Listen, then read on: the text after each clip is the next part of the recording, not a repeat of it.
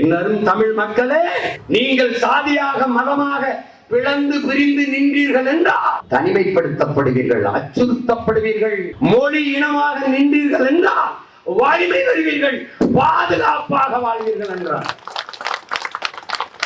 அதைத்தான் நாங்கள் செய்து கொண்டிருக்கிறோம். நாம் தமிழர் கட்சி இஸ்லாமியர்களுக்கானதா, இல்ல கிறிஸ்தவர்களுக்கானதா, இல்ல இந்துக்களுக்கானதா, இல்ல பௌத்தர்களுக்கானதா, சமணர்களுக்கானதா, வைணவர்களுக்கானதா?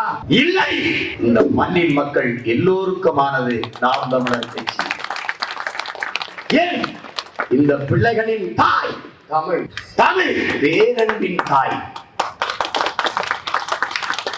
உலக உயிர்களை எல்லாம் ஆகத்தறிவி நேசிப்பவள். இந்த பிள்ளைகள் முன்வைக்கிற அரசியல் எல்லா உயிர்களுக்கும், இந்த கட்சி மண்ணில் வாழும் எல்லா மக்களுக்கும், தலைமை அதிகாரம் எப்போதும் தமிழர்களுக்கு. எல்லாம் உங்கள் கோட்பாடு.